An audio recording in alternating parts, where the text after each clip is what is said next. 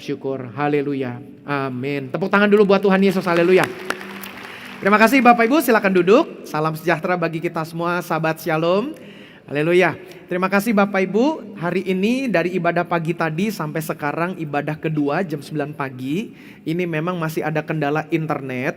Saya minta maaf kalau Bapak Ibu yang biasa ibadah jam 9 pagi, saya dengar dari beberapa jemaat ketika saya kunjungan ke rumah-rumah waktu ada kunjungan kelompok sel, maka saya mendengar juga tidak sedikit jemaat ada yang ibadahnya yang kedua jam 9 pagi, tapi ternyata pagi hari sudah bangun dan sudah menyetel TV untuk mendengarkan khotbah saya. Terima kasih kalau ada jemaat yang sering seperti itu, jadi dalam satu hari Minggu bisa dengarkan khotbah 2 kali. Khotbah yang pertama dulu jam 6 secara online, lalu yang keduanya adalah langsung secara onsite. Terima kasih Bapak Ibu, sekaligus nanti kalau ada keluarga yang lain atau teman-teman di daerah nanya, gereja lu kok nggak online? Jadi bilang saja minta maaf lagi ada kendala. Internetnya sih sudah dibayar Bapak Ibu. Internetnya nggak nunggak, tetapi kelihatannya ada kendala di hardware, ada kendala di peralatan. Jadi kita berdoa supaya ya kalau Tuhan izinkan boleh beres, nanti ibadah ketiga atau keempat nanti sudah bisa online lagi. Tapi tetap ibadah onsite akan selalu ada. Karena motonya apa? Apapun yang terjadi, ibadah jalan terus. Haleluya. Terima kasih Bapak Ibu. Dan apabila ada yang baru pertama kali hadir, selamat datang di GB Mawar Saron. Kita hari ini dalam pembahasan serial khotbah berbicara tentang 12 area kelimpahan jemaat GBI Mawar Saron. Sekalipun temanya adalah 12 kelimpahan jemaat GBI Mawar Saron, tetapi sesungguhnya firman Tuhan bersifat universal, artinya firman Tuhan bisa buat jemaat gereja mana saja. Tapi karena ini kan ibadah untuk GBI Mawar Saron, maka saya temakan untuk GBI Mawar Saron. Jadi 12 serial ini adalah khotbah yang baru, tidak pernah dikhotbahkan di tempat-tempat lain. Jadi Bapak Ibu saudara-saudarilah sebagai orang pertama yang mendengarkannya. Jadi beruntunglah kita semua bisa mendengarkan firman Tuhan, walaupun nanti kupasan firman Tuhannya diambil dari kisah yang kita sudah pernah khotbahkan, kisah yang sudah pernah kita dengar. Bahkan dalam ibadah anak-anak muda, saya masih ingat saya memberikan tema tentang tokoh ini dalam bentuk serial khotbah. Berkali-kali sampai beberapa bulan, 3-4 bulan kita khotbahkan tokoh ini, apa saja latar belakangnya, dan kali ini kita akan kembali menyentuh tokoh itu. Dan Bapak Ibu saudara-saudari, tokoh ini bagi saya termasuk sebagai salah satu tokoh Alkitab yang paling berhikmat. Tentu tokoh yang pertama yang diceritakan Alkitab kita yang paling berhikmat itu adalah Tuhan Yesus, tentu. Tetapi kebanyakan kita orang Kristen mengetahui bahwa Alkitab mengatakan ada satu orang yang akan diizinkan Tuhan menjadi lebih pintar daripada semua orang lainnya. Sebelum dia tidak ada yang lebih pintar, sesudahnya pun juga demikian. Maka orang tersebut namanya siapa? Salomo. Kali ini kita tidak akan belajar dari Salomo, tetapi kita akan belajar dari, menurut saya, orang yang berhikmat yang kedua lah. Begitu, dan tokoh ini menjadi tokoh favorit saya juga. Dan saya banyak belajar dari tokoh ini dalam menerapkan penggembalaan, dalam menerapkan keputusan-keputusan atau ingin mengambil sebuah keputusan, maka saya banyak belajar dari tokoh ini. Dan hari ini kita akan kembali belajar juga sama-sama dari tokoh ini. Ada yang mau coba tebak nama tokohnya siapa? Yang sudah dengar khotbah tadi jangan. Ada yang mau coba tebak? Yusuf. Yusuf ini bukan Yusuf bapaknya Tuhan Yesus, bukan. Yusuf pertama yang disebut di dalam Alkitab kita, yaitu adalah Yusuf di Perjanjian Lama. Jadi Yusuf di Perjanjian Lama inilah yang akan kita belajar sama-sama untuk kita bisa belajar bagaimana seri ke-6 ini adalah kelimpahan hikmat. Karena Bapak Ibu saudara-saudari, hikmat itu penting dan perlu, dan saya rasa bahwa ini sudah tidak bisa ditawar, bahwa hikmatlah yang bisa mendatangkan kelimpahan bagi kita semua. Saya ulangi sekali lagi, hikmatlah yang bisa mendatangkan kelimpahan kepada kita semua. Yang kedua, kelimpahan yang sudah datang dalam hidup kita, yang sudah kita dapatkan dari hikmat, perlu dipertahankan dengan hikmat juga. Ulangi sekali lagi, dengan hikmat kita bisa dapatkan kelimpahan. Untuk mempertahankan kelimpahan itu, kita perlu topangnya dengan hikmat. Dan yang ketiga, untuk membuat hikmat itu, untuk membuat kelimpahan itu semakin berlimpah, diperlukan juga yang namanya hikmat. Doa saya adalah begini, Bapak Ibu Saudara-saudari, kalau bicara tentang kelimpahan. Kelimpahan tentu juga targetnya dalam roadmap dari gereja kita menuju 2028. Maka mimpinya adalah tahun lusa, ulang tahun gereja ke-50. Temanya adalah 2028 sebagai the year of legacy, tahun di mana kita akan memberikan warisan. Nah, bicara tentang warisan Bapak Ibu Saudara-saudari, kalau kita tidak hidup dalam kelimpahan, warisan itu tidak akan bisa kita berikan kepada generasi berikutnya. Saya ulangi sekali lagi karena ini penting Bapak Ibu. Kalau kita tidak hidup dalam kelimpahan, kita bisa berikan warisan, tapi warisan itu baru bisa diberikan kalau kita mati. Baru warisan itu bisa diambil oleh generasi berikutnya kalau kita baru mati. Tapi kita berdoa supaya Tuhan berikan kelimpahan dalam hidupku, supaya kelimpahan inilah yang menjadi bukti juga bahwa warisan itu bisa kita berikan tanpa kita perlu mati. Haleluya. Sebagai contoh, saya teringat dengan kisah anak yang terhilang. Seorang ilustrasi perumpamannya, seorang ayah yang kaya raya punya 2 anak laki-laki. Abangnya yang pertama, anak laki-laki yang pertama ada selalu di rumah orang tuanya, hidup dalam kelimpahan. Anak keduanya menjadi anak yang sedikit memberontak. Dia meminta warisannya sebelum ayahnya mati. Dan di sana kisah itu dilanjutkan bahwa ayahnya bisa memberikan warisan kepada anak yang kedua, jatah untuk anak yang kedua. Dan kita tahu ceritanya, anak yang kedua itu pergi ke negeri yang jauh, dia hambur-hamburkan warisannya sampai habis total.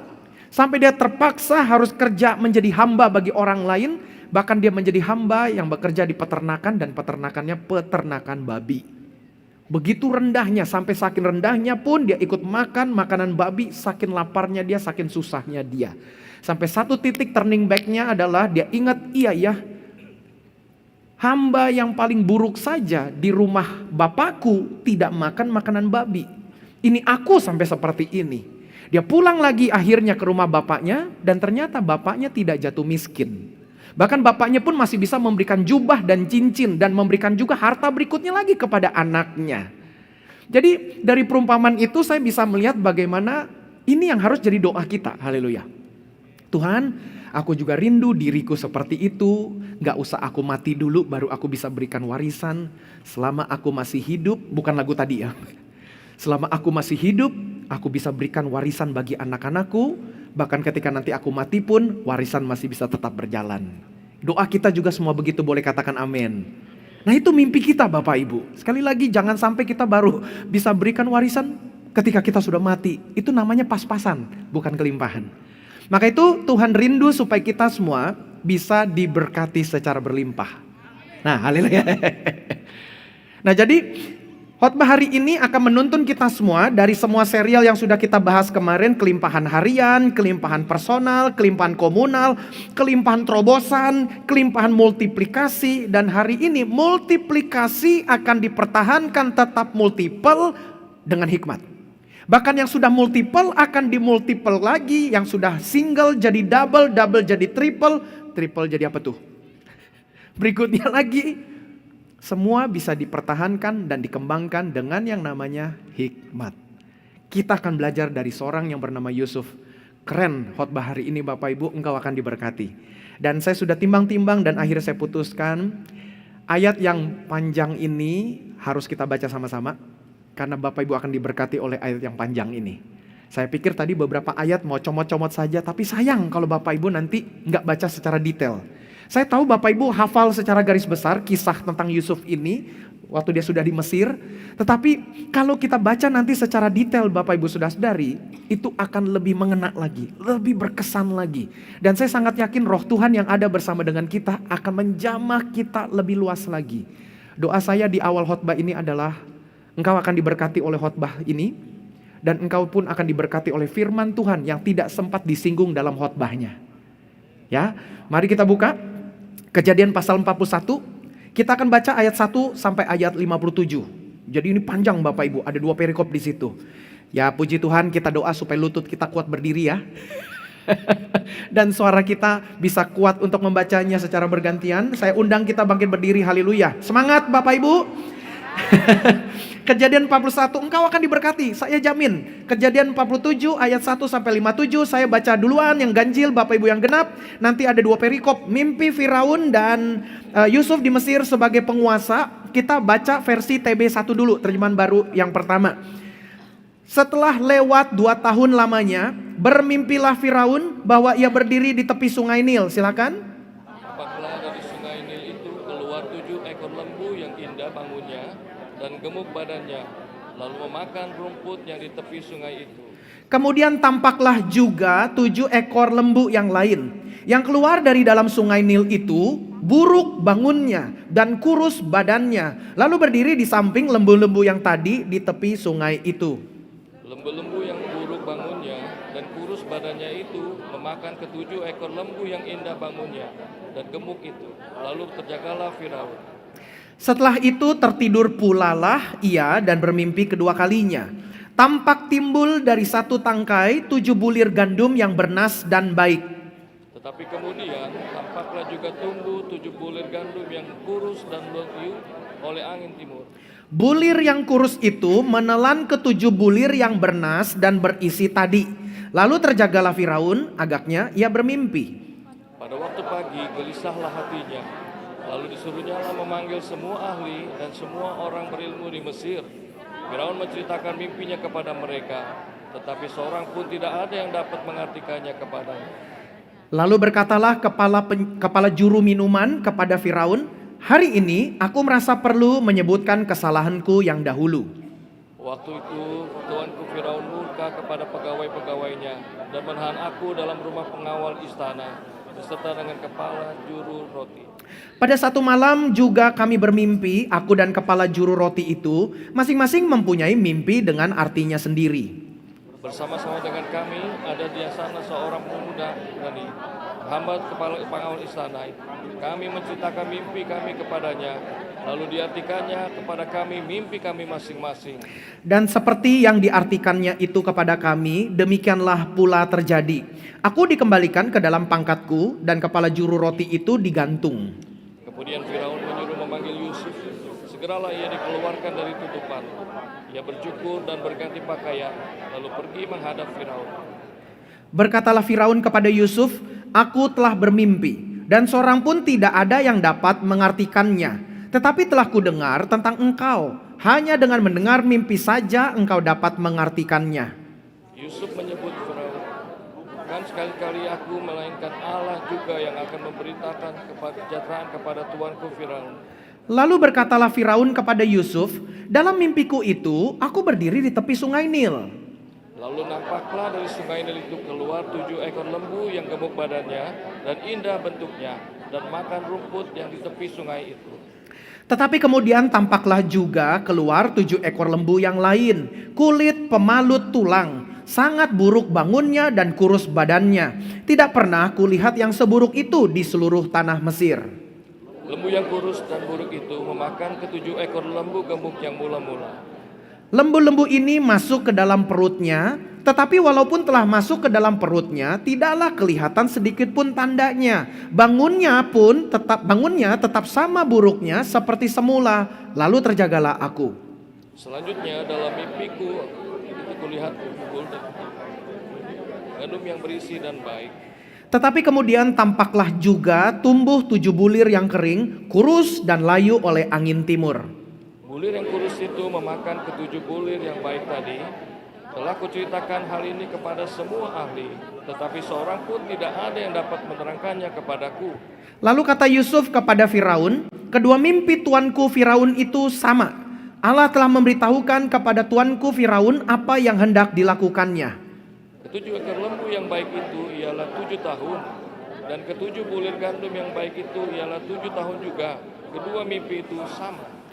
Ke-7 ekor lembu yang kurus dan buruk yang keluar kemudian, maksudnya 7 tahun. Demikian pula ke-7 bulir gandum yang hampa dan layu oleh angin timur itu, maksudnya akan ada 7 tahun kelaparan. Inilah maksud perkataanku. Ketika aku berkata kepada tuanku Firaun, Allah telah memperlihatkan kepada tuanku Firaun apa yang hendak dilakukannya. Ketahuilah tuanku, akan datang 7 tahun kelimpahan di seluruh tanah Mesir. Kemudian akan timbul 7 tahun kelaparan, maka akan dilupakan segala kelimpahan itu di tanah Mesir, karena kelaparan itu mengurus keringkan negeri ini. Sesudah itu akan tidak kelihatan lagi bekas-bekas kelimpahan di negeri ini karena kelaparan itu, sebab sangat hebatnya kelaparan itu. Sampai 2 kali ini diulang bagi tuanku Firaun, berarti hal itu telah ditetapkan oleh Allah dan Allah akan segera melakukannya. Oleh sebab itu, baiklah tuanku Firaun mencari seorang yang berakal budi dan bijaksana dan mengangkatnya menjadi kuasa atas tanah Mesir. Baiklah juga tuanku berbuat yakni menempatkan pemilik-pemilik atas negeri ini, dan dalam ke-7 tahun kelimpahan itu memungut 1/5 dari hasil tanah Mesir. Mereka harus mengumpulkan segala bahan makanan dalam tahun-tahun baik yang akan datang ini, dan di bawah kuasa tuanku Firaun menimbun gandum di kota-kota sebagai bahan makanan serta menyimpannya. Demikianlah segala bahan makanan itu menjadi persediaan untuk negeri ini dalam ke-7 tahun kelaparan yang akan terjadi di tanah Mesir, supaya negeri ini jangan binasa karena kelaparan ini. Usul itu dipandang baik oleh Firaun dan oleh semua pegawainya. Lalu berkatalah Firaun kepada para pegawainya, mungkinkah kita mendapat seorang seperti ini, seorang yang penuh dengan roh Allah? Kata Firaun kepada Yusuf, oleh karena Allah telah memberitahukan semuanya ini kepadamu, tidaklah ada orang yang demikian berakal budi dan bijaksana seperti engkau. Engkaulah menjadi kuasa atas negeriku, dan kepada perintahmu seluruh rakyatku akan taat. Hanya tahta inilah kelebihanku daripadamu. Selanjutnya Firaun berkata kepada Yusuf, dengan ini aku melantik engkau menjadi kuasa atas seluruh tanah Mesir. Sesudah itu Firaun menanggalkan cincin meterainya dari jarinya dan mengenakannya pada jari Yusuf. Dipakaikannya lah kepada Yusuf pakaian daripada kain halus dan digantungkannya kalung emas pada lehernya. Lalu Firaun menyuruh menaikkan Yusuf dalam keretanya yang kedua, dan berserulah orang di hadapan Yusuf, hormat. Demikianlah Yusuf dilantik oleh Firaun menjadi kuasa atas seluruh tanah Mesir. Berkatalah Firaun kepada Yusuf, akulah Firaun, tetapi dengan tidak setahumu, seorang pun tidak boleh bergerak di seluruh tanah Mesir. Lalu Firaun menamai Yusuf Zafnat Paaneah, serta memberikan Asnat anak Potifera, imam di On, kepadanya menjadi istrinya. Demikianlah Yusuf muncul sebagai kuasa atas seluruh tanah Mesir. Yusuf berumur 30 tahun ketika ia menghadap Firaun, raja Mesir itu. Maka pergilah Yusuf dari tempat Firaun yang dikelilingnya seluruh tanah Mesir. Tanah itu mengeluarkan hasil bertumpuk-tumpuk dalam ke-7 tahun kelimpahan itu. Maka Yusuf mengumpulkan segala bahan makanan ke-7 tahun kelimpahan yang ada di tanah Mesir. Lalu disimpannya di kota-kota, hasil dari tiap kota disimpan dalam kota itu. Demikianlah Yusuf menimbun gandum seperti pasir di laut, sangat banyak, sehingga orang berhenti menghitungnya, karena memang tidak terhitung. Sebelum datang tahun kelaparan itu, lahirlah bagi Yusuf 2 orang anak laki-laki yang dilahirkan oleh Asnat, anak Potifera, imam di On. Yusuf memberi nama Manasye kepada anak sulungnya itu, sebab katanya, Allah telah membuat aku lupa sama sekali kepada kesukaranku dan kepada rumah bapakku. Dan kepada anaknya yang kedua diberinya nama Efraim, sebab katanya, Allah membuat aku mendapat anak dalam negeri kesengsaraanku. Setelah lewat ke-7 tahun kelimpahan yang ada di tanah Mesir itu, mulailah datang 7 tahun kelaparan, seperti yang telah dikatakan Yusuf. Dalam segala negeri ada kelaparan, tetapi di seluruh negeri Mesir ada roti. ketika seluruh negeri Mesir menderita kelaparan dan rakyat berteriak meminta roti kepada Firaun, berkatalah Firaun kepada semua orang Mesir, pergilah kepada Yusuf, perbuatlah apa yang akan dikatakannya kepadamu. Kelaparan itu merajalela di seluruh bumi. Maka Yusuf membuka segala lumbung dan menjual gandum kepada orang Mesir, sebab sangat hebat kelaparan itu tanah Mesir. Bersama-sama juga dari seluruh bumi datanglah orang ke Mesir untuk membeli gandum dari Yusuf, sebab hebat kelaparan itu di seluruh bumi. Amin. Hore, Bapak Ibu boleh duduk. Panjang ya Bapak Ibu ya. Tapi saya yakin dan percaya engkau perlu diingatkan ulang detailnya. Karena memang dalam khotbah yang waktunya tidak panjang, kita nggak bisa menjelaskan satu persatu secara ekspositori, diekspos semuanya. Karena cerita ini kenapa sih kok Alkitab bisa menceritakan dengan detail? Karena dalam detailnya kisah-kisah itu ada banyak berkat-berkat yang bisa kita dapatkan. Andai kata kalau ini pertemuan komsel, wah kita bisa ngobrol 2 jam, 3 jam, itu nggak masalah. Tetapi karena ini ibadah, kita akan fokuskan saja kepada tema khotbah kita Bapak Ibu. Maka kita akan belajar dari kisah Yusuf, tentu kita belajar dari Alkitab, bagaimana caranya kita mendapatkan kelimpahan hikmat. Karena sekali lagi, kita bisa mendapatkan kelimpahan itu karena hikmat. Dan kita mempertahankan kelimpahan kita dengan hikmat. Dan dengan hikmat yang sama juga atau hikmat-hikmat yang Tuhan terus tambahkan akan membantu kita membuat kelimpahan itu makin berlimpah. Sekali lagi, karena memang kalau kita bisa atau rindu memberikan warisan bagi anak-anak dan keturunan kita, bagi generasi berikutnya, kalau kita hidupnya pas-pasan, maka berkat itu baru bisa menjadi warisan tunggu kita mati. Tapi bagaimana caranya sebelum kita mati, sebelum kita meninggal, kita bisa memberikan warisan. Nah jadi makanya gunanya kelimpahan, haleluya. Nah ini persiapan menuju tahun 2028 nanti, di mana kita akan memasuki tahun warisan, the year of legacy. Maka itu Bapak Ibu, dengan cepat saja, kalau kita mau bicara tentang warisan, ada 3 warisan yang harus kita mulai tanamkan dalam pikiran kita. Warisan dalam bentuk jasmaniah, jiwaniah, dan rohaniah. Dalam bentuk jasmaniah kita sudah tahu, kita berikan warisan, rumah, emas, itu kita bisa berikan kepada anak-anak dan cucu-cucu kita. Uang, deposito. Tapi ada juga berkat yang kedua, berkat jasmani, berkat jiwani yang bisa kita berikan. Apa itu? Reputasi baik. Pepatah bahasa Indonesia mengatakan gajah mati meninggalkan gadingnya. Harimau mati meninggalkan belangnya. Orang mati meninggalkan hutangnya. Orang mati meninggalkan namanya, reputasinya. Per hari ini Pendeta Yakob Nahway, Bapak Gembala kita yang pertama, sudah meninggal 5 tahun 2 bulan. Dan kemana-mana saya pergi Bapak Ibu Saudara-saudari, kalau orang mengetahui nama marga saya, orang bisa bertanya, loh Bapak namanya Yohanes Nahway, betul? Bapak punya hubungan dengan Pendeta Yakob Nahway? Kalau orangnya baik dan orangnya cair, artinya saya jawab dengan bercanda. Saya bilang, saya adalah anak dari istrinya. Bikin orang itu mikir, maksudnya apa Pak? Boleh sekali lagi diulang? Saya adalah anak dari istrinya. Dimikir dulu, anak dari istrinya. Ya anaknya juga dong. Iya anaknya, kan bercanda. Bapak Ibu juga mungkin mengalami sebagai seorang Kristen, sebagai seorang jemaat gereja, ditanya, Bapak Ibu gerejanya di mana? Oh saya GBI Mawar Saron. Oh yang pendetanya Pendeta Yakob Nahway. Betul. Wah Pak Yakob itu hamba Tuhan yang luar biasa. Itulah warisan yang kedua, warisan jiwaniah, reputasi. Jangan sampai nanti waktu kita meninggal orang berkata, anaknya siapa? Anaknya Yohanes Nahway. Oh yang tukang ngutang itu ya. Bapak lu masih ngutang nih sama gua nih, belum bayar tahu. Nah jadi itu warisan yang bisa kita berikan juga, warisan jiwaniah. Yang ketiga, warisan rohaniah. Bukan sembarangan, nama Tuhan yang menciptakan alam semesta ini bisa punya nama panggilan dengan sebutan Allah Abraham, Allah Ishak, dan Allah Yakub. Cek Allah mana yang disembah oleh yang lainnya. Apakah akan disebut juga dengan nama Allah dari tokoh-tokohnya? Hanya dalam iman kita Bapak Ibu Saudara-saudari, Allah sampai merelakan namanya. Boleh dipanggil dengan sebutan Allah Abraham sebagai nenek moyang bangsa pilihan. Allah Ishak sebagai anak yang dipilih, bukan Ismail. Allah Ishak, Allah Yakub. Jelas. Dan sekaligus puji Tuhan, itu mengunci. Ini berkat bonus tambahan. Ini mengunci Bapak Ibu Saudara-saudari. Berkat turun ke Ishak, bukan ke Ismail.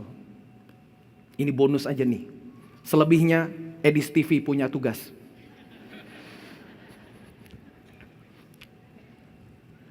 Jadi Bapak Ibu Saudara-saudari, itu contoh. Jadi kita berdoa, Tuhan, kalau bagi konteksnya saya punya anak sebagai contoh. Anak pertama saya lah sebagai contoh dulu deh. Misalnya namanya kan Jaden. Diambil dari Nehemia 3 ayat 7. Dia yang membantu Nehemia ikut membangun ulang tembok Yerusalem. Jadi singkat ceritanya, Ketika nanti anak saya ini Jaden berdoa, dia boleh berdoa begini. Allah yang disembah oleh Opa Yakob, Allah yang disembah oleh Papa Yohanes, dan Allah yang disembah oleh aku.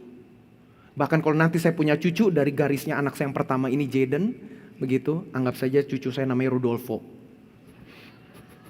Jadi nanti Rudolfo Nahuai akan berdoa, Allah yang disembah oleh Opa Yakob, Allah yang disembah oleh Opa Yohanes, dan Allah yang disembah oleh Papa Jaden.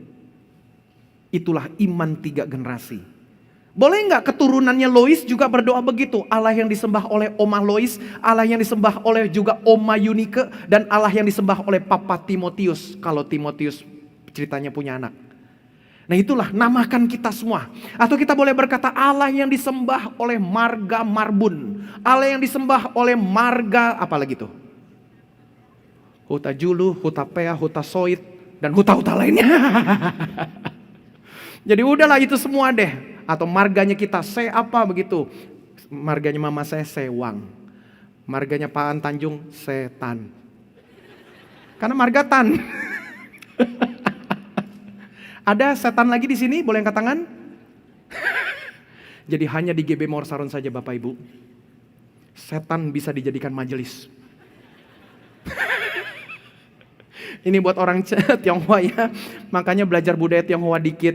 Jadi kalau kita kan gereja di Kelapa Gading, banyak orang Tionghoa. Jadi kalau lagi makan bakmi di Kelapa Gading, jangan kaget ya. Ketemu di meja sebelah orang-orang Tionghoa lagi kumpul semua, terus mereka bisa ngobrol. Hei, gua ini monyet.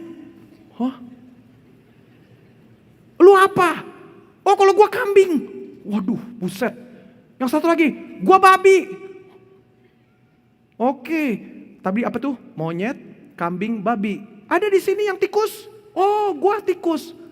Kita bilang, buset Tuhan, ini apaan lagi nih Tuhan? Mereka lagi ngomongin menu makanan di restoran ini kah? Bukan, itu CEO-nya. Jadi ada budaya-budaya itu contohnya. Jadi baliklah kepada khotbah Bapak Ibu Saudara-saudari.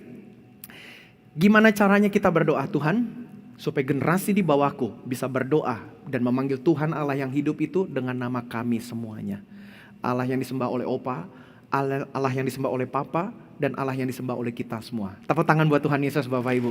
Itu targetnya loh, tiga warisan itu yang bisa kita berikan. Warisan bukan hanya uang saja. Maaf, dunia bisa memberikan warisan. Orang gak kenal Tuhan Yesus, mereka bisa berikan warisan harta. Tapi bisa gak mereka berikan warisan apa? Warisan reputasi, warisan iman. Itu yang harus jadi mimpi kita. Nah makanya hari ini kita akan belajar bagaimana cara mendapatkan kelimpahan dalam hikmat kita. Karena hikmat itu penting dalam hidup ini Bapak Ibu Saudara-saudari. Yang pertama dulu adalah ayat 14, 15, 16. Dikatakan begini, Bapak Ibu lihat ke layar saja deh untuk memudahkan. Kemudian Firaun menyuruh memanggil Yusuf.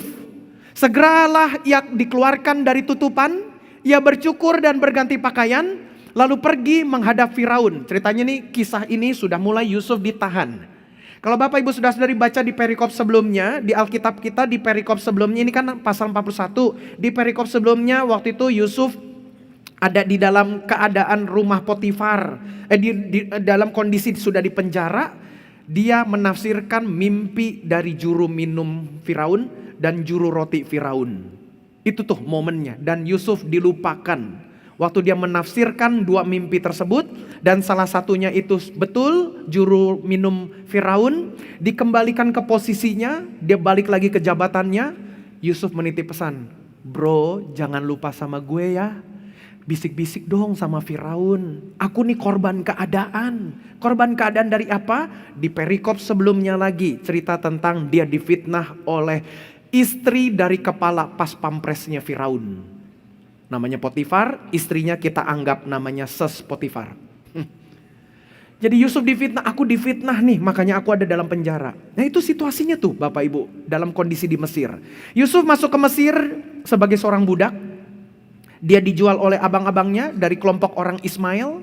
Tuh orang Ismail tuh, dari anak yang tidak diberkati oleh Tuhan. Jadi artinya Yusuf tuh. Kalau ini kita mau main teologis nih Bapak Ibu Saudara, ini keren loh, bisa mainnya begitu tuh. Tuh, keturunan yang sah yang diberkati Tuhan dijual oleh keturunan yang tidak sah. Dan kita tahu keturunan yang tidak sah katanya akan menjadi seperti keledai liar, akan membuat dia akan menjadikan dia selalu mengangkat senjata, mengangkat tinju dengan saudara-saudaranya. Makanya kita bisa lihat kan Bapak Ibu Saudara-saudari, itu sudah dikatakan dalam kitab Kejadian loh. Maka itu balik lagi lah, sekali lagi, biar Edi Steve yang bahas. Kita bahas firman Tuhan untuk khotbah hari ini. Nah maka itu yang pertama apa? Kita lanjut lagi ayat 15. Berkatalah Firaun kepada Yusuf, aku telah bermimpi, dan seorang pun tidak ada yang dapat mengartikannya. Tetapi telah kudengar tentang engkau. Hanya dengan mendengar mimpi saja engkau dapat mengartikannya. Sementara buat para ahli-ahli penafsir, ahli-ahli apa tuh, yang dukun-dukun semua yang ada di Mesir, mesti dulu mereka ada prosesi dulu. Oke, dengar Firaun dulu. Oke, mimpi Tuanku apa? Sebentar ya, kasih waktu dulu. Mereka bakar persembahan, mereka melakukan segala ritual keagamaan orang Mesir. Baru beberapa hari kemudian balik, Tuanku, arti mimpi ini apa? Dewa menyingkapkannya kepada kami. Baru kali ini Firaun kaget. Hah? Ada orang cuman sekali dengar langsung bisa artikan mimpi itu. Sehebat apa orang ini? Ternyata orang Ibrani. Bukan orang Mesir. Waduh, Firaun sudah gak sabar, Bapak Ibu Saudara, udah ngebet pengen ketemu sama orang model begini. Karena bagi orang Mesir, Firaun itu adalah titisan dewa. Bagi rakyat Mesir, Firaun dianggap dewa. Maka itu ketika seorang pemimpin yang bernama Firaun itu jabatan, Bapak Ibu Saudara-saudari. Jabatannya Firaun, panggilannya begitu. Kalau kita ke panggilannya kan kebanyakan raja. Ini Firaun itu jabatannya. Ada namanya Firaun apa begitu. Nah, Firaun ini dianggap dewa. Jadi kalau ada dewa memberikan mimpi kepada Firaun, wah itu penting. Dan ketika Firaun tidak bisa mengartikannya, dia panggil stafnya, para pemuka-pemuka agama Mesir. Dan para pemuka agama Mesir biasanya bisa menafsirkan mimpi itu. Selama ini gak ada masalah. Tapi baru kali ini mimpinya kok gak ada yang bisa pecahkan, gak ada yang bisa tafsirkan. Puji Tuhan, di tengah hiruk pikuk itu ada satu orang di sampingnya Firaun, pemegang tumblernya Firaun, pemegang cawannya Firaun. Jadi kalau Firaun lagi berdiri, lagi apapun lah tugasnya, dia lagi haus, tinggal nengok kanan, gelasnya dikasih minum, dia minum dulu, diisi ulang lagi taruh. Dia lagi pengen nyemil dulu, dia nengok ke sebelah kiri, ini contoh, dia nengok ada roti, dia ambil dulu untuk nyemil dulu. Nah itu contohnya Bapak Ibu. Nah, ketika lagi hiruk pikuk begitu, gak ada yang bisa artikan, semua sedang bingung, Firaun lagi gundah gulana. Akhirnya juru minumnya ngaku ngomong, Tuan, maaf nih, aku mau ngaku kesalahan. 2 tahun yang lalu ada seorang Ibrani, budak dari Potifar, hambamu, yang engkau pilih menjadi pemimpin pas pampres, seperti Mayor Teddy. Dan dia sudah, ceritanya dia beli seorang budak dari Ibrani, dari suku Ismail. Dan dia jadi hambanya. Tuhan pasti pernah dengar bahwa istrinya Potifar itu pernah mau diperkosa sama budak Ibrani itu. Dan budak itu sedang ditawan. Oh iya, aku pernah dengar cerita itu. Memang kasihan tuh Potifar tuh. Padahal hamba ini baik ya. Dengar-dengar dari Potifar juga suka curhat. Pasti Potifar dengan Firaun dekat hubungannya. Karena orang-orang yang dipercayakan itulah orang-orang yang loyal sama Firaun, yang diberikan posisi-posisi penting. Pasti Firaun juga kenal dengan semuanya. Bisa dalam momen makan, pesta, Potifar datang bawa istrinya. Dia kenal tahu. Makanya ketika ada hambanya seperti itu, bisa jadi kalau dalam rumah Potifar, Yusuf itu sudah menjadi tangan kanannya. Bagaimana kisah dalam pasal berapa tuh? Cerita tentang Potifar, 2 pasal sebelumnya. Bagaimana Yusuf bisa berkata begini kepada istri Potifar waktu digoda, Nyonya, tidak ada lagi kuasa di dalam rumah ini yang tidak diberikan kepadaku. Hanya satu saja, yaitu engkau. Tidak diserahkan kepada aku karena engkau adalah istrinya. Semua apapun dalam rumah ini bisa aku jamah. Hanya kamu saja tidak aku jamah karena engkau istrinya. Waduh, besar sekali kuasanya Yusuf. Bisa jadi dalam momen-momen lagi jamuan makan malam, Potifar istrinya dijamu sama Firaun. Apakah tidak kemungkinan Yusuf ikut jadi asisten pribadinya? Mereka lagi duduk di meja sehidangan sama Firaun. Apakah Yusuf tidak ikut berdiri belakang standby kalau Potifar kasih kode perlu apa? Jadi kemungkinan besar saya tahu Yusuf pasti sudah dikenal sama Firaun. Sudah dengar-dengar ceritanya. Langsung ditahu, oh segera panggil Yusuf. Makanya ulangi lagi ayat 14. Kemudian Firaun menyuruh memanggil Yusuf. segeralah tuh, segeralah, cepat-cepat ia dikeluarkan dari tutupan itu. Ia bercukur dan berganti pakaian, ke salon dulu. Lalu pergi menghadap Firaun. 15 berkatalah Firaun, lompat ayat 16, kerennya di ayat 16, Yusuf menyaut Firaun, apa katanya? Bukan sekali-kali aku, melainkan Allah Elohim juga yang akan memberitakan kesejahteraan kepada tuanku Firaun. Elohim tidak ada dalam daftar nama dewa-dewa Mesir. Tidak ada dalam daftar nama dewa-dewa Mesir. Untuk menghadirkan nama dewa lain di hadapan pemimpin, itu bisa mati Bapak Ibu. Baru keluar dari penjara, dengan harapan 2 tahun kemarin Yusuf sudah dilupakan sama juru minumnya. Jadi saya bisa bayangkan kalau ini drama komedi Bapak Ibu Saudara-saudari. Firaun lagi berdiri begini, gimana Yusuf? Terus Yusuf di bawah sana berkata, bukan sekali-kali aku, tetapi Elohim. Wih, itu juru minumnya Firaun di sampingnya. Mungkin dia bilang, jangan sebut Elohim, jangan sebut Elohim.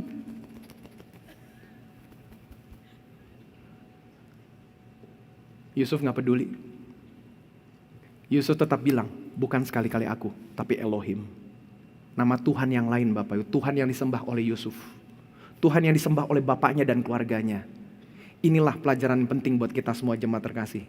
Kita saat ini hidup di Mesir. Menyembah kepada Tuhan yang lain mayoritas orangnya. Berani gak engkau bilang Elohim? Berani gak kita bilang Yesus Kristus Tuhan dalam hidup ini? Berani gak kita nyatakan? Makanya yang pertama adalah Bapak Ibu Saudara-saudari, cara mendapatkan hikmat. Melekatlah dengan sang sumber hikmat. Siapa itu? Tuhan Yesus. Tepuk tangan buat Tuhan Yesus Bapak Ibu. Jadi yang pertama adalah gimana caranya kita bisa berhikmat? Roh kita harus selalu melekat kepada Tuhan. Berani menyatakan diri, saya orang Kristen, saya menyembah Tuhan. Tuhan yang hidup. Mesti berani Bapak Ibu. Dan kita mesti menyatakan kredit untuk Tuhan. Bukan untuk kita. Kita nyatakan bukan sekali-kali aku. Pak hebatnya Bapak bisa perusahaannya berkembang. Bukan sekali-kali karena aku, tapi karena Tuhan Yesus. Ibu hebatnya bisa ngurus rumah tangga. Sampai anak cucu mantu hebat semuanya. Bukan sekali-kali karena aku, tapi karena Tuhan. Hebatnya ibu bisa maju ya. Hebat ya Bapak, hebat ya adik, hebat ya bang. Bukan sekali-kali karena aku, tapi karena Tuhan. Boleh ngomong sama-sama? Bukan sekali-kali karena aku, tapi karena Tuhan. Boleh gak tepuk tangan buat Tuhan Yesus Bapak Ibu? Biar itu jadi gaya jemaat GBI Mawar Saron. Haleluya. Bukan karena aku, tapi karena Tuhan. Waduh. Menghadirkan nama Tuhan Yesus atau menghadirkan nama Elohim dalam konteks Firaun. Waduh. Saya berkata ini Yusuf orang yang hebat. Jadi kalau saya boleh bilang lagi nih Bapak Ibu, tentu nanti kalau misalnya di Firdaus nanti kalau saya cerita Tuhan Yesus belum datang, lalu Tuhan izinkan ceritanya saya meninggal dunia, lalu saya berpikir nanti di Firdaus tentu orang pertama yang saya cari adalah Pak Yakob dulu, kan ketemu Bapak sendiri kan.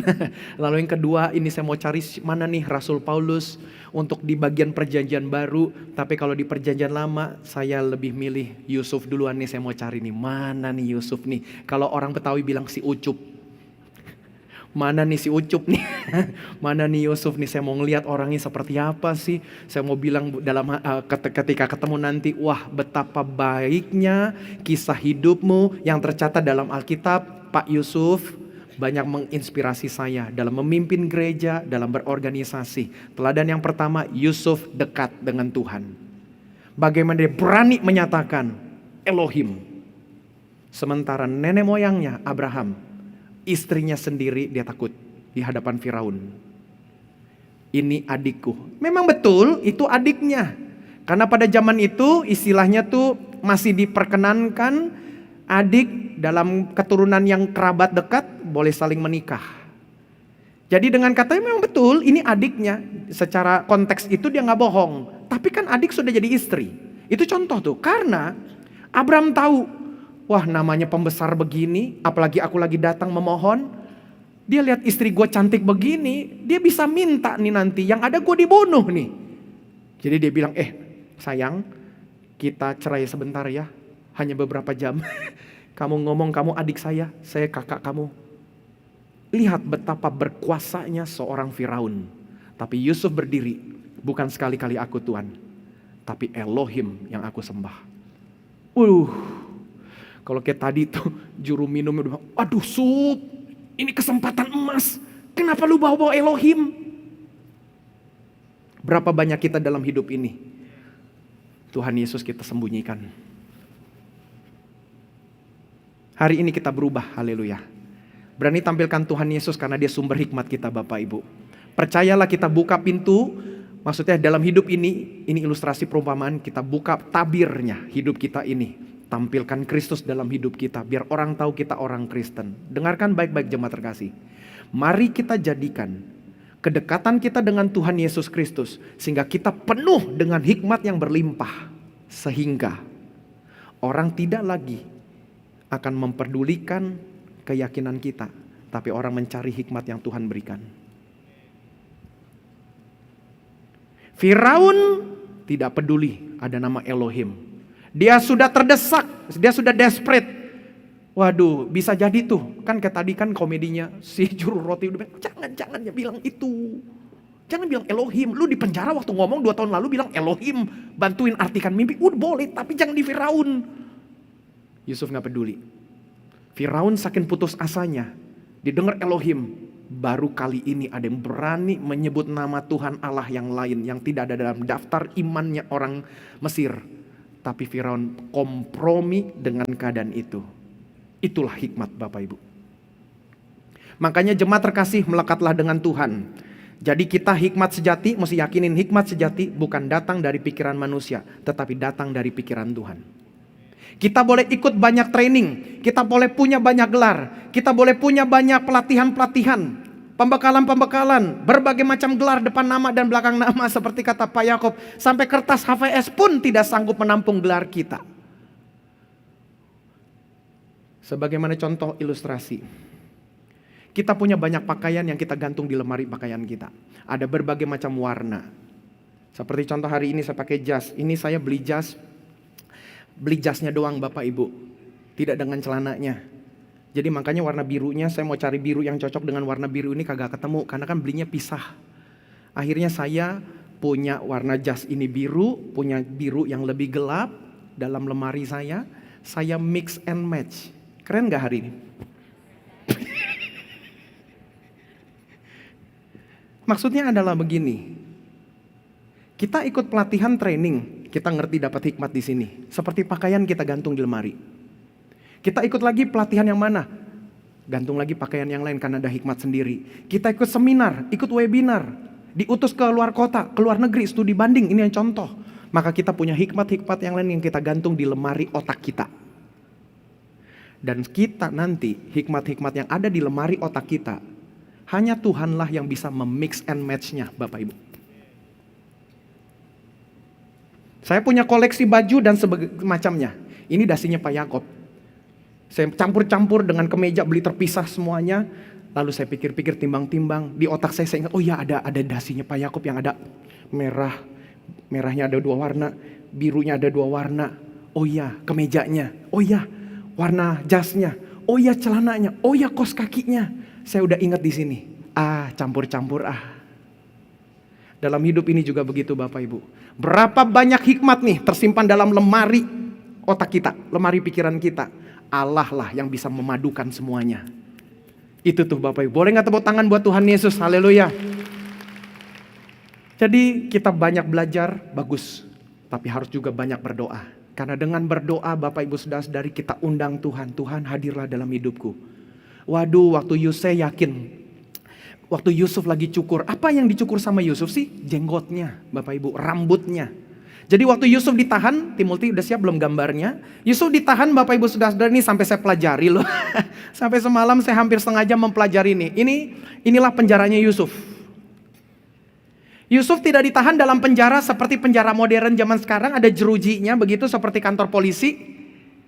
Tetapi penjara yang digunakan pada zaman itu adalah penjara yang bernama tempat penampungan air.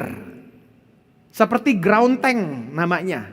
Kalau di rumah kita zaman sekarang ada dua jenis tuh, misalnya ada yang seperti toren di atas dan seperti jenis yang sama toren yang untuk di bawah yang disebutnya ground tank lah, begitu. Air kita ditransfer dari pump itu menggunakan selang-selang sampai masuk ke rumah kita pakai meteran dan sebagainya.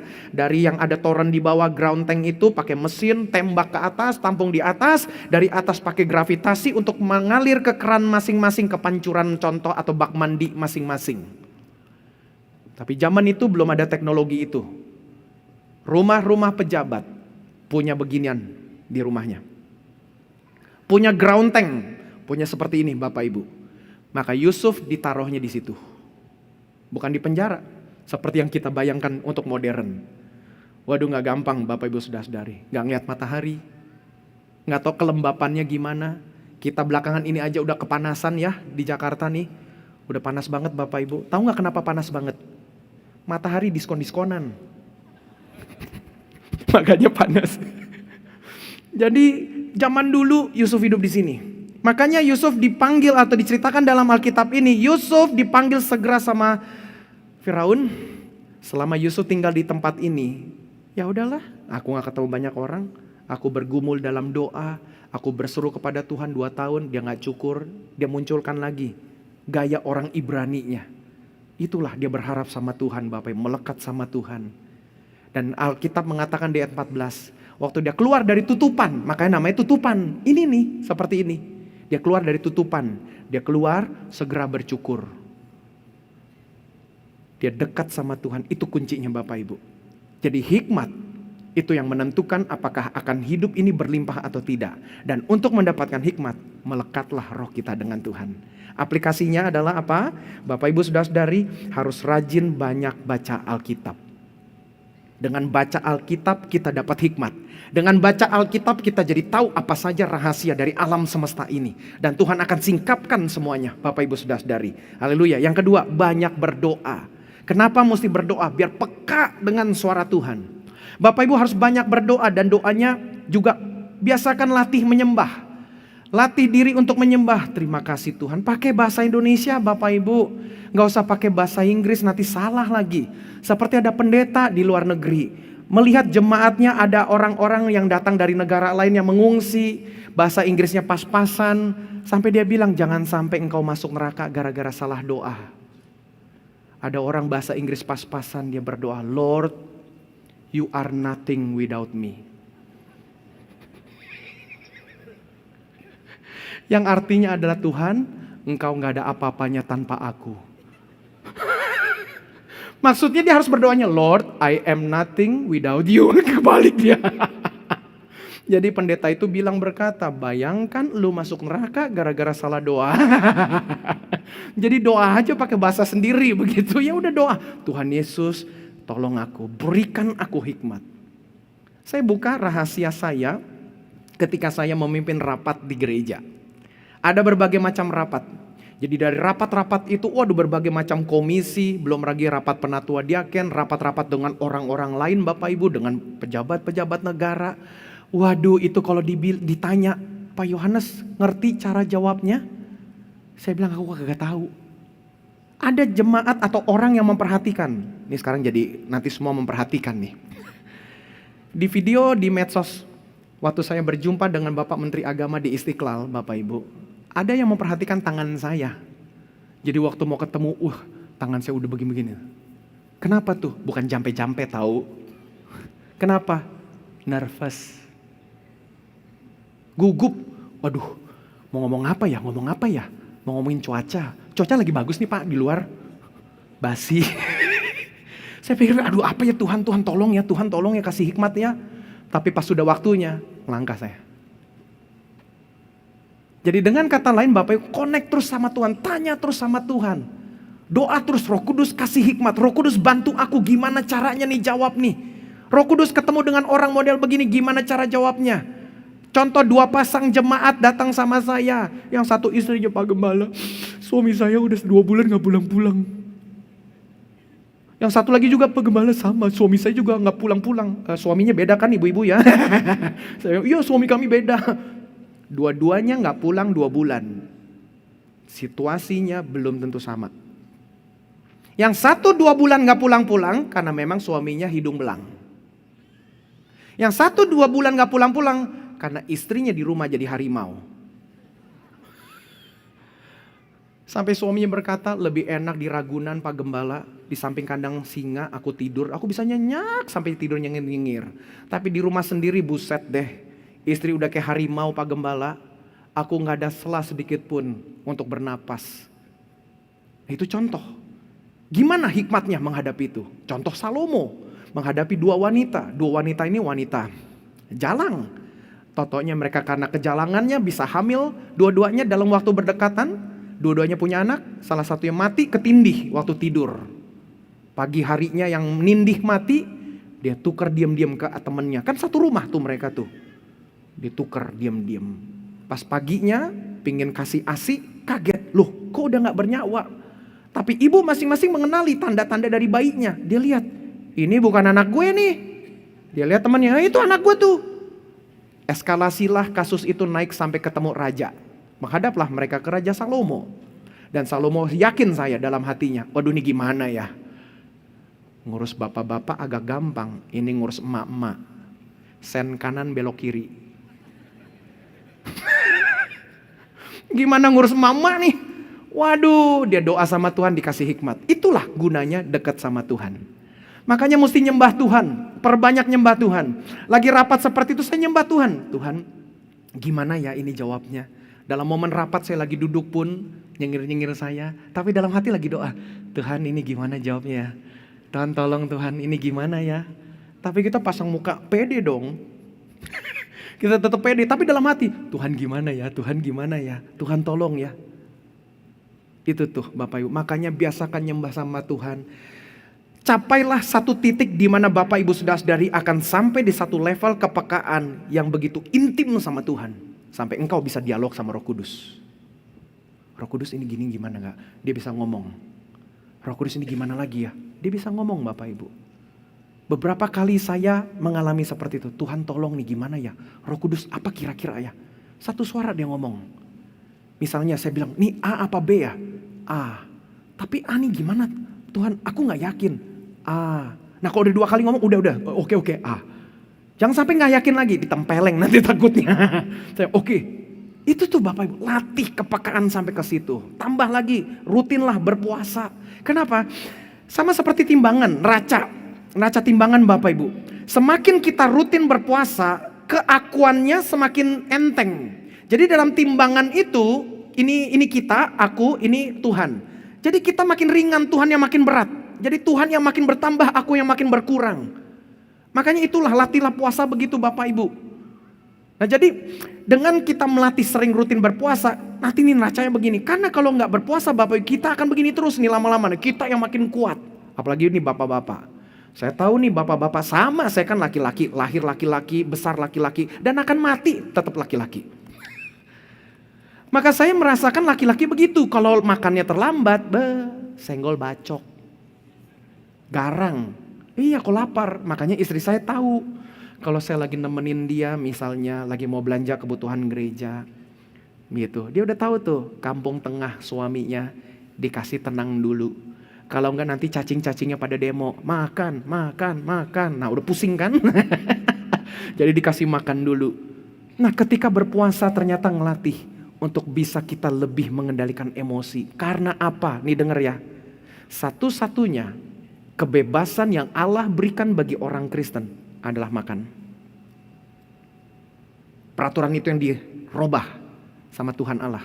Bebas makannya sekarang. Makanya bersyukur untuk kebebasan itu. Kita bisa makan babi. Begitu. Jemaat ada yang masakin. Ini bukan minta dimasakin ya. Jemaat ada yang ngirim makanan babi.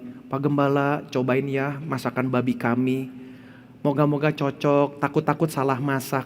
Saya bilang Bu, babi salah masak aja enak. Apalagi masaknya benar, jadi gak usah takut.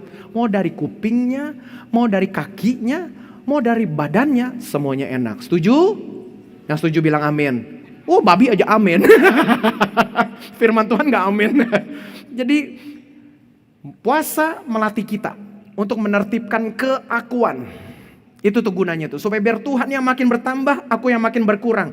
Tuhan yang makin berat, aku yang makin ringan. Jadi Tuhanlah yang makin terus bertambah. Itu gunanya puasa tuh. Berikutnya lagi Bapak Ibu Saudara-saudari, rajin ke gereja. Saya mesti ngomong belak-belakan.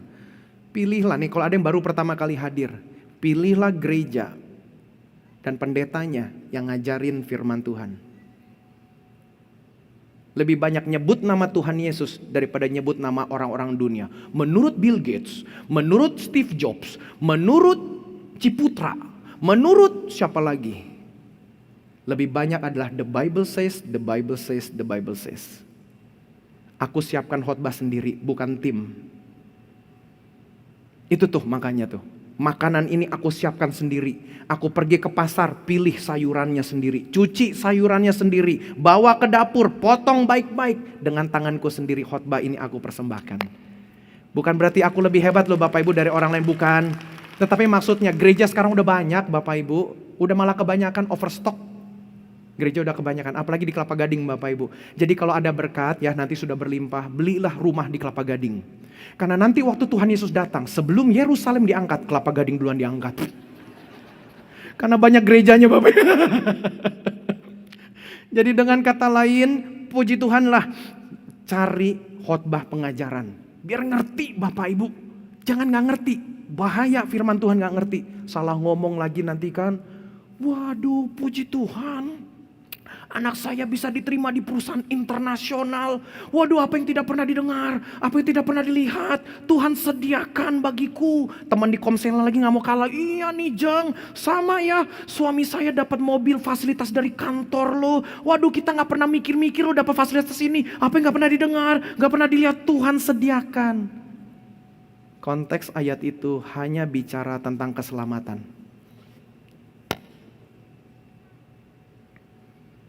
Orang-orang gak pernah tahu keselamatan datang dari salib. Orang gak pernah tahu bahwa Tuhan Allah datang akan menyerahkan nyawanya. Itu yang gak pernah didengar, yang gak pernah dilihat. Makanya ajaran Kristen beda sendiri bos. Itu maknanya. Jadi mulai sekarang jemaat terkasih begitu kalau kesaksian. Aduh puji Tuhan. Waduh dapat untung besar nih. Aduh gak pernah nyangka ya memang benar. Apa yang tidak pernah dengar atau pernah lihat. Ayatnya gak ngomong gitu. Makanya mesti ngerti firman Tuhan Bapak Ibu. Itu tuh pentingnya. Oke, lanjut lagi ya, adalah yang terakhir, jaga pergaulan. Yusuf bergaul di tanah asing, tapi dia tetap jaga dirinya. Waktu dia di penjara, dia pelihara janggutnya. Gaya orang Ibrani. Jadi udah ditunjukkan keibraniannya. Kemudian apalagi ditambah lagi, sekalipun Firaun menghadiahkan Yusuf, seorang wanita Mesir, anak dari imam di On. Sampai saya cari-cari tuh, On itu di mana? On bukan di remote. Itu on. Onnya bukan di remote, tapi carinya di Alkitab. Maksud di peta Mesir Purbakala. Itu di atasnya Memphis. Jadi kurang lebih Yusuf dan Firaun ada di Memphis, kurang lebih di situ. Turun dikit Kairo, Giza, sekarang piramida Giza. Ini atas sedikit itulah On di sana. Jangan tanya off-nya di mana. Pokoknya On-nya di situ. Ternyata On itu adalah kota tempat di mana pemusatan pemujaan dewa Ra, dewa matahari, dewa utamanya orang Mesir. Bayangkan Yusuf dapat jabatan mangku bumi. Dapat jabatan tinggi sekali, istilahnya Perdana Menteri. Kemudian jodohnya pun, ibunya pun, ibu Perdana Menteri dikasih. Adalah salah satu anak perempuan dari imam di kota On. Waduh, dinikahkan begitu. Dan lihat, waktu Yusuf punya anak, dinamain pakai nama bahasa Ibrani. Manasye dan Efraim. Nama Ibrani. Yusuf dikasih nama kan, apa tuh, Zasnat, apa sih susah banget tuh namanya. Tapi Yusuf pakaikan namanya bahasa Ibrani. Apakah nggak ada momen-momen Firaun berkata, Yusuf hambaku, makanlah, ajak istrimu dan 2 putramu bersama dengan aku. Ngomong-ngomong nama putramu siapa? Apa Firaun nggak nanya? Yusuf masih berani menamakan anaknya dengan nama bahasa Ibrani. Saking dia cintanya sama Tuhan, setianya sama Tuhan, dan hikmat yang Tuhan berikan kepada Yusuf, Sampai akhirnya Firaun kompromi dengan imannya Yusuf. Tepuk tangan buat Tuhan Yesus Bapak Ibu. Seperti itulah jemaat terkasih. Jadi saya dulu jujur loh, saya bilang dalam hati saya, aduh kenapa sih gue namanya Yohanes. Namanya Injil lagi kemana-mana, jadi orang udah tahu. Dulu saya ngalamin Bapak Ibu waktu awal-awal taksi online ada. Saya gak sebut deh, karena memang saya lupa. Saya lupa pakai yang mana tuh, antara Grab atau yang Gojek, saya lupa. Udah pesen di aplikasi, di cancel. Ternyata driver udah dapat begitu. Ini dulu sekali begitu, awal-awal. Terus toko dibatalkan. Saya pikir kenapa ya? Ya udah, satu waktu lagi ketika saya dapat aplikasinya, datang orangnya, saya masuk, duduk. Pas masuk dalam nggak jadi. Karena pas masuk dalam, ornamen imannya dari driver itu, kental sekali di ruangannya tuh. Jadi saya sampai pikir ini masuk ke mobil apa masuk ke tempat ibadahnya dia begitu. Ornamen banyak banget. Mendadak dia nengok bilang, Pak maaf Pak nggak jadi Pak. Kenapa Pak? Enggak pokoknya nggak jadi. Udah Bapak bisa cari yang lain. Dibegitukan Bapak Ibu. Jadi dengan kata lain jemaat terkasih, berani nggak sekarang kita menyatakan iman kita? Karena disitulah letaknya nanti Tuhan akan menampilkan kita bisa menjadi Yusuf yang berhikmat. Sehingga orang akan kompromi dengan iman kita. Dan dia akan bisa sama-sama menerima iman kita. Karena hikmat yang Tuhan berikan.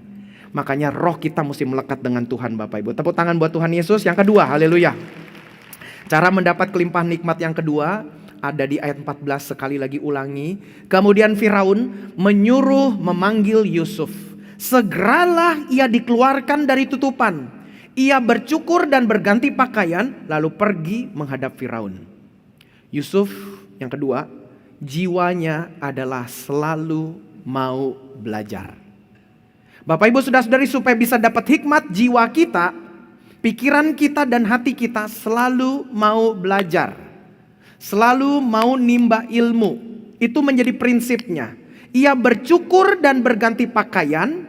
Kok kenapa Yusuf perlu bercukur dan berganti pakaian? Yusuf tahu budaya sana. Yusuf tahu. Waktu dia di penjara dia mengizinkan supaya udah biar jenggotnya, biarinlah orang tahu gue orang Ibrani, biarin aja. Dari namanya aja Yusuf orang sudah tahu kok gue nama Ibrani. Dari warna kulitnya juga ada beda kok. Udah dia biarkan. Tapi waktu dipanggil, Firaun manggil, maka dia cukur. Semua tuh, alis, bulu mata, jenggot. Jadi sebelum ibu-ibu engkau menato alis, Firaun udah duluan. Dia cukur semuanya tuh. Dia tahu tuh, karena dia belajar. Bapak Ibu saudara-saudari, kalau mundur, ini kan pasal 41, pasal 40. Yusuf belajar satu makna kehidupan. 2 tahun lamanya dia dilupakan oleh juru minum Firaun. Waduh, 2 tahun tuh. Alkitab tidak detail menceritakannya. Hanya Alkitab menceritakan makronya. Waduh, mikronya gimana ya? 2 tahun itu, waduh dia dengar-dengar di tempat penampungan tahanannya itu. Belum lagi juru minum loh Bapak Ibu saudara-saudari. Itu kan Yusuf ditahannya di mana? Tempat penampungan air. Bisa jadi juru minumnya beberapa kali ketemu sama Yusuf. Dia lagi turun ngambil air buat Firaun. Berapa lama 2 tahun itu dia ketemu dengan orang yang melupakannya. Dia belajar bagaimana menghadapi itu semua. Mundur lagi perikop sebelumnya, difitnah oleh Potifar. Difitnah oleh nyonya Potifar. Dia jaga kekudusannya, dia kerja sungguh-sungguh, dia mengabdi kepada Potifar. Dia tahu batasannya. Dia gak mau jatuh dalam dosa. Dia benar-benar jaga, difitnah. Masuk dalam penjara itu, apakah dia gak bertanya sama Tuhan? Tuhan, aku sudah bela, aku sudah jaga kekudusan. Kok kenapa begini ya? Makanya apabila ada di antara kita, kita sudah hidup benar-benar, kita hidup gak robabon, kita kerja sungguh-sungguh, yang lain pada main-main, kita gak korupsi. Tapi kok kenapa yang korupsi itu yang robabon ya, yang ikut promosi, kok kita enggak ya? Tenang saja Bapak Ibu saudara-saudari, Mesirmu akan berakhir. Engkau akan menjadi pemimpin berikutnya, sabar saja. Dan saya melihat bagaimana ternyata dari pasal-pasal ini, 2 tahun terakhirnya itu menjadi final testnya. Ujian finalnya Yusuf. Orang paling dekat sama Firaun, juru minum. Itu orang kepercayaan Bapak Ibu. Karena minum itu mesti dites sama juru minum. Takut diracun, takut basi, rusak. Dia minum dulu tuh. Itu orang kepercayaan loh. Sama-sama minum di cawan yang sama. Dia minum dulu, baru aman, Firaun baru minum. Itu tuh juru minumnya tuh. Jadi Yusuf titipkan, bro jangan lupa ya, kalau ketemu sama Firaun sebut namaku. Pasti dia udah tahu kok aku anak buahnya Potifar dulu. Aku difitnah. Kalian kan udah dengarkan ceritanya kan seperti apa? Nah, jadi Bapak Ibu, waduh, Yusuf saya yakin dibentuk sama Tuhan di situ. Makanya ketika dia berhadapan dengan Firaun, dia berkata, bukan sekali-kali aku, tapi Elohim. Yusuf sudah selesai dengan dirinya Bapak Ibu. Kenapa? Karena Yusuf banyak belajar. Makanya kita mesti banyak belajar. Ngobrol sama orang perbanyak buka telinga, jangan buka mulut. Saya banyak jumpa orang Bapak Ibu saudara-saudari dalam dan luar negeri. Banyak ketemu dengan berbagai macam budaya dan suku. Meeting dengan meeting, ketemu bule, orang Korea, orang China, apapun lah pokoknya dari lembaga misionaris. Saya ketemu dengan berbagai macam orang. Gini-gini kan saya pernah studi di Tiongkok, studi lanjut ke Amerika. Akhirnya dapat gelarnya di Indonesia. Ketemu dengan banyak orang. Sama. Budaya apapun, orang yang paling banyak ngomong, tong kosong nyaring bunyinya. Banyak ngomong, nggak ada apa-apanya. Pengalaman saya. Akhirnya itu tuh Bapak Ibu, makanya Alkitab benar. Orang bodoh pun ketika diam akan disangka, halo, pintar. Makanya latih Bapak Ibu, waktu ngumpul tenang aja dulu. Orang lagi cerita, tenang aja dengerin dulu. Kita bisa nyerap hikmatnya nih. Saya sangat menyenangi kalau saya kemana-mana naik kendaraan umum, artinya taksi Bapak Ibu. Di situ saya ngobrol sama drivernya. Saya tanya-tanya, dapat hikmat loh Bapak Ibu. Ngobrol lagi sama orang dapat hikmat. Itu akhirnya saya ngerti kenapa dulu Pak Yakub ketemu sama orang-orang banyak ngobrol. Ketemu sama orang dulu kalau di airport, sama yang tukang cleaning service nungguin, Pak Yakub luangkan waktu barang ya setengah menit bisa ngobrol sama dia. Adek apa kabar, udah berapa lama kerja? Dulu saya belum paham Bapak Ibu, saya bilang Pi ngapain sih, cepetan kita mesti ke gate. Udah mau boarding. Sekarang saya baru paham, oh ternyata di situ hikmat berseru di lorong-lorong, hikmat berseru di mana-mana. Itu tuh maknanya. Waktu kita ngobrol sama orang, ada banyak kita bisa serap hikmatnya tuh Bapak Ibu. Boleh nggak tepuk tangan buat Tuhan Yesus sekali lagi? Jadi gitu Bapak Ibu, jangan kita baru jadi manajer, baru promosi dikit udah sombong. Dijauhkanlah dari jemaat GBI Mawar Saron. Biar kita banyak ngobrol sama orang kelas manapun kita ngobrol, buka telinga, dapat hikmat loh Bapak Ibu. Oh ternyata gitu ya. Saya kunjungan ke komsel-komsel, ke jemaat-jemaat yang sakit Bapak Ibu. Saya lihat bagaimana cerita kesaksian hidup mereka. Saya dapat hikmat loh. Dengerin duduk, orang cerita, jemaat kita cerita. Wah saya dapat hikmat Bapak Ibu. Itu tuh makanya perbanyak buka telinga. Perbanyak tutup mulut kita. Semakin banyak kita buka mulut, kebodohannya akan makin nampak Bapak Ibu. Jadi itu tuh yang kedua ya. Jadi yang kedua apa namanya? Jiwa yang selalu belajar. Yusuf saya yakin seorang yang sangat senang belajar. Yusuf juga seorang pengamat keadaan. Dan dia juga seorang aplikator yang baik. Aplikator yang baik. Waktu dia dipercayakan jabatan tinggi itu, Bapak Ibu Saudara-saudari, di momen yang sama dia dilantik. Maka itu, dalam momen ini juga aku lantik engkau Yusuf. Semuanya ada dalam kuasamu. Ini buktinya. Cincin materai untuk keputusan. Apapun keputusan ada dicatat, cincin itu yang menjadi materainya. Dikasih ke Yusuf. Waduh kalung emasnya dikasih. Itu kalung emasnya bukan kalung seperti istri kita yang cuma segitu doang. Ini banyak Bapak Ibu seperti satu toko dipakai semua. Dan mobil operasionalnya Firaun, mobil yang keduanya dikasih. Mobil utamanya dia pakai. Kereta berkudanya yang nomor 1 dipakai. Kereta berkudanya yang kedua, pakai sub. Kamu pakai sebagai kendaraan operasional. Yusuf waktu duduk di situ, dia gak serta-merta jadi lupa diri Bapak Ibu. Kenapa? Karena sudah dilatih sama Tuhan. Yusuf belajar waktu 2 tahun dilupakan. Bagaimana dia belajar? Iya ya, itu rasanya dilupakan. Waktu orang itu naik, dilupakan, itu rasanya. Jadi kalau nanti satu waktu aku tidak boleh lupakan Tuhanku. Karena itu rasanya dilupakan. Dia mundur lagi bagaimana difitnah, dia tahu. Dia akan duduk nanti di puncak sana, akan difitnah. Ada anggapan yang mengatakan, waktu Yusuf keliling menyusuri kota Mesir dengan kereta nomor 2-nya Firaun. Dia melewati rumahnya Potifar. Dan ketemu dengan istrinya Potifar. Dan istri Potifar lihat Yusuf. Ada anggapan begitu Bapak Ibu. Mundur lagi sebelumnya lagi, waktu dijual abang-abangnya. Mundur lagi pasal 37, waktu Yusuf mulai muncul dalam Alkitab kita. Dia masih muda. Tuhan sudah kasih karunia untuk bermimpi. Mimpi pertamanya dia bilang sama abang-abangnya, abang-abang apa kabar? Semalam gue mimpi nih, ada 12 berkas gandum. Nah, gandum saya yang ada di tengah nih, lalu 11 berkasnya nih, Toto bisa nyembah berkas gandum saya. Abang-abangnya langsung ngitung, 12 berkas gandum, ini kita nih. Berkas gandumnya dia, ini ngomongin dia dong. Abang-abangnya mulailah sakit hati di situ. Lalu berikutnya lagi diceritakan lagi, dia bilang, wah bintang-bintang.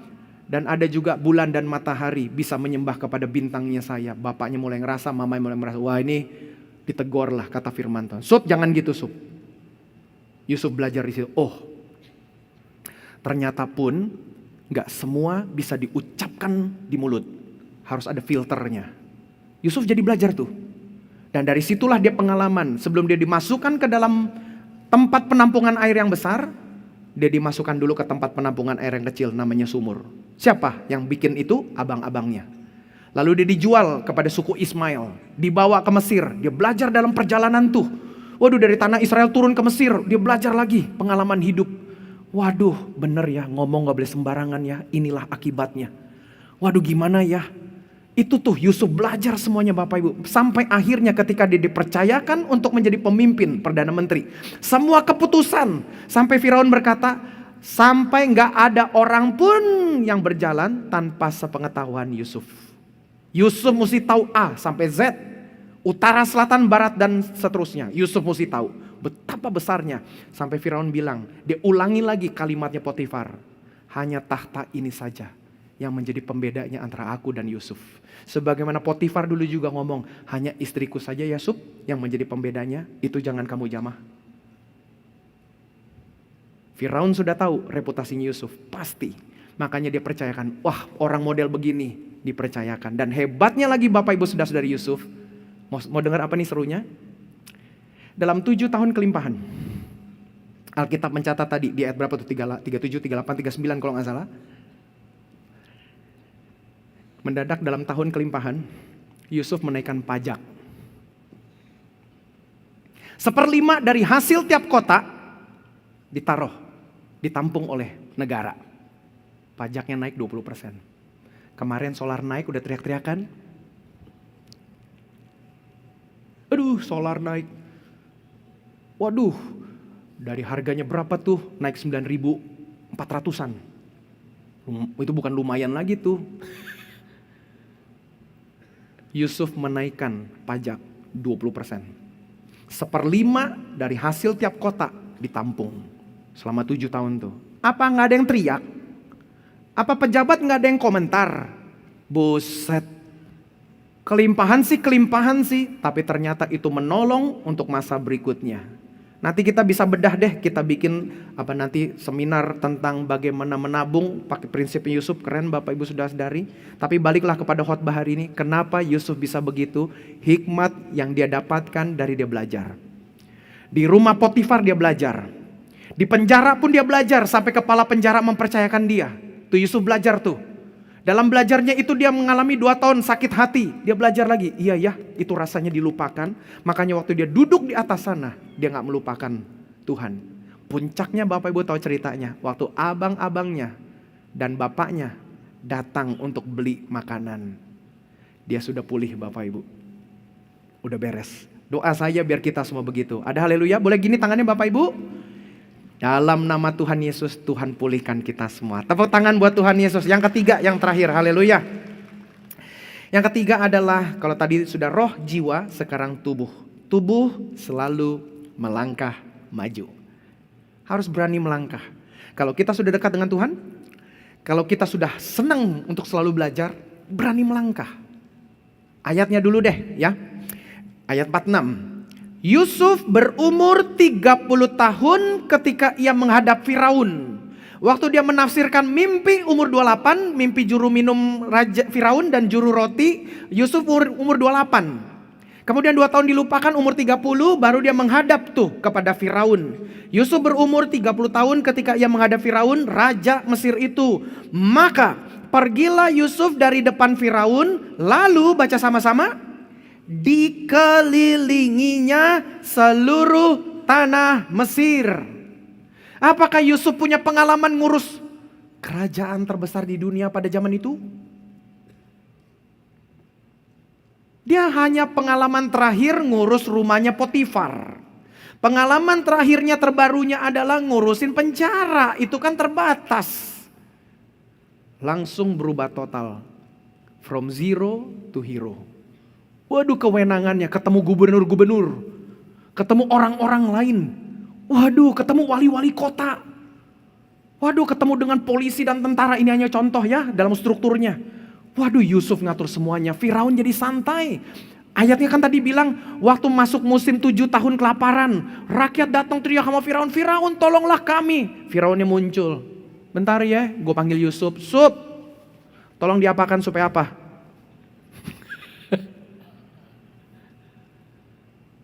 Betapa hebatnya. Nah, itulah yang terakhir, berani melangkah maju. Berapa banyak kita, seringkali kita banyak belajar, banyak mikir, tapi gak berani action. Hari ini Bapak Ibu Saudara-saudari, kalau kita sudah dekat dengan Tuhan, kita sudah banyak belajar, percayalah Allah tidak akan meninggalkan kita. Berani melangkah, itulah ora et labora. Kan kita sudah ora, sudah berdoa, termasuk persiapan ora. Sekarang labora, bekerja. Jadi berani Bapak Ibu, ambil langkah Bapak-bapak, jangan takut.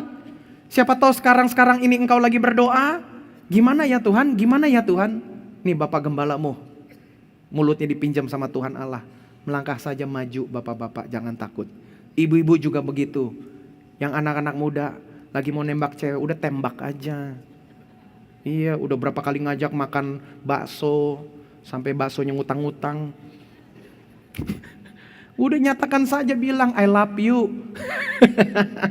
Jadi tubuh harus selalu berani melangkah. Ayat penutupannya, tim musik boleh standby. Lukas 14 ayat 28 sampai 32. Kata Tuhan Yesus, sebab siapakah di antara kamu yang kalau mau mendirikan sebuah menara tidak duduk dahulu membuat anggaran biayanya, kalau cukup uangnya untuk menyelesaikan pekerjaan itu. Tuhan Allah yang saya beritakan ini Allah yang sangat menyenangi persiapan. Tuhan Allah ini bukan hanya Allah yang menghadirkan hasil saja, tapi Allah juga mau melihat seberapa kita serius melakukan persiapan. Itu tuh Bapak Ibu. Bukan maksud apa-apa. Gereja masih tetap ada sampai seperti sekarang ini. Masih semua beroperasi dengan baik. Hari ini yang melayani di mimbar berapa orang nih? Nyentuh 100 ya? Nggak nyampe. Tim choir hari ini berapa orang? 34. Oh 43 orang, ini udah satu gereja sendiri nih. Pemain musik ada berapa? 9 tuh Bapak Ibu, waduh udah 50 orang. Tamborin hari ini berapa tamborin? Kalian berapa orang tadi tamborin? Terus dancers, anggaplah udah 100 lah ya. Udah 100 deh, udah bungkus Bapak Ibu, udah bawa pulang deh 100 deh. Saya lepas 100. Anggaplah 100 orang Bapak Ibu. Nggak mudah loh. Nggak mudah. Belum lagi yang lainnya, yang di bawah mimbar. Belum lagi yang di belakang mimbar. Kita punya karyawan kurang lebih 60-an karyawan Bapak Ibu, walaupun gak banyak lah ya. 60-an karyawan, ini kompleks segini banyak. Apa yang saya lakukan bukan hanya khotbah minggu. Khotbah minggu boleh 1 jam lebih. Tapi persiapannya tanya sama istri saya, anak-anak saya. Udah kayak apa tuh? Lagi di depan komputer, udah mentok nih. Keluar aja udah saya tuh dari meja. Iseng aja buka kulkas.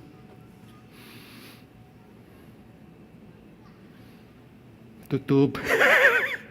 Nggak ngapa-ngapain Bapak Ibu, cuma buka kulkas dong. Buka hordeng. Lihat ke atas. Itu aja Bapak Ibu. Udah break aja. Habis itu udah 5 menit balik lagi ke meja. Itu Bapak Ibu. Kadang-kadang ke dapur, buka, ngeliatin Indomie. Seleraku. Tutup lagi. Balik lagi ke meja. Walaupun godaan, makan enggak. Balik lagi ke meja udah. Itu tuh contoh, waduh perjuangannya Bapak Ibu. Ini tim musik latihan, choir latihan. Bapak Ibu lihat sekarang semuanya serba rapi. ada persiapannya di belakang. Lakukan itu dalam hidupmu. Kalau sudah persiapan, sudah dekat dengan Tuhan, melangkah, jangan takut. Tuhan pasti menyertai setiap orang yang persiapannya bagus, Bapak Ibu. Percaya sama saya. Tuhan Allah tidak akan mengingkari hasil dari persiapan yang bagus. Itu tuh. Jadi persiapan yang mantap, lakukan bagus-bagus, bercukur seperti Yusuf. Persiapkan semuanya. Seperti saya mau meeting, persiapkan dulu bahan-bahannya. Puji Tuhan sekarang. Terima kasih buat Bapak Ibu mengizinkan saya boleh punya lingkaran tim yang lebih banyak lagi untuk bantuin saya. Ada asisten, ada sekretarisnya lagi, ngebantuin. Bukan mau gaya-gayaan seperti orang luar negeri, bukan. Tapi karena makin sibuk Bapak Ibu. Jadi disiapkan semuanya. Kenapa? Karena saya sangat senang. Tim ini saya bilang kalau saya mau ketemu orang-orang, tolong CV-nya disiapkan. Mau ketemu Pak Wali Kota, tolong CV-nya disiapkan. Istrinya berapa, anaknya berapa. Gitu, tolong siapkan. Kalau bisa ulang tahunnya kapan? Apakah ulang tahunnya udah lewat? Dekat-dekat dengan ulang tahunnya supaya itu kan jadi basa-basi. Pak, selamat ulang tahun ya Pak. Itu saya senang tuh persiapan itu semua. Jadi itulah. Jadi sebelum maju berperang kita siapkan dulu nih Bapak Ibu sudah dari persiapannya, peluru-pelurunya, panah-panahnya. Kita siapkan semua. Kalau itu sudah siap, langkah saja. Video yang saya ketemu Menteri Agama sekali lagi, bener gugup Bapak Ibu, bingung nih. Aduh mau ngomong apa ya? Mau ngomong apa ya? Tapi sudah pikir-pikir, udah sambil nunggu-nunggu, beliau udah siap kan, beliau lagi foto-foto sama orang kan, tamu yang lain kan. Udah siap, baru pas diperkenalkan sama Bapak Gugun nih. Kita doain Bapak Gugun supaya jadi orang hebat. Beliau sudah hebat. Bapak Gugun Gumilar, staf khusus Menteri Agama yang belakangan ini banyak bantuin buka-buka segel gereja Bapak Ibu. Jadi puji Tuhan kita punya kakak sekarang di negara kita yang bisa membela gereja. Kita doakan Bapak Gugun supaya sehat. Bapak Gugun bisa umurnya panjang dan beliau dilindungi Tuhan. Beliau jadi dibenci sama banyak orang sekarang Bapak Ibu. Nah beliau kenalkan sama saya, Bapak Menteri, ini pendeta Yohanes Nahuai, anak pendeta Yakob Nahuai, teman Bapak dulu zaman Bapak SBY. Pak Menteri lagi coba nginget-nginget tuh. Waduh saya kan lagi bingung, aduh. Terus tambah lagi, aduh dikenalinnya begini lagi, Bapak gue dibawa-bawa lagi. Ya udah pas salaman udah, saya melangkah maju, saya berkata dalam nama Tuhan Yesus aku maju. Udah ketemu sama Pak Menteri, ngomongnya udah siap, beliau mau ngomong apapun. Mau tahu apa yang beliau bilang sama saya? Waktu salaman sama saya, belum masih coba agak ngeblank tuh, ingat-ingat pendeta Yakob Nahuai. Oh iya, kata dia.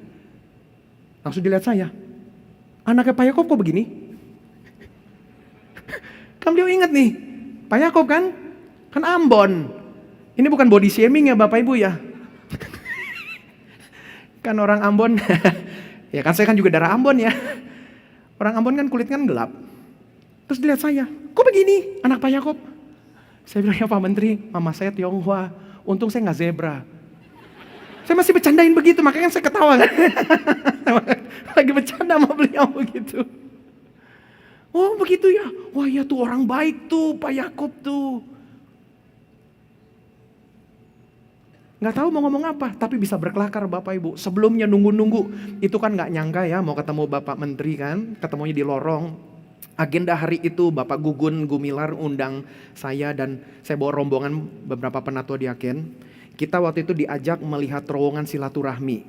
Karena terowongan itu baru diresmikan Bapak Presiden Oktober kemarin dan belum dibuka untuk umum. Hanya tamu-tamu VIP saja. Jadi gini-gini aku VIP loh. Jadi diajak ke sana, lalu kemudian gak sengaja itu pas Jumatan Bapak Ibu. Dan lagi momen Idul Fitri kan.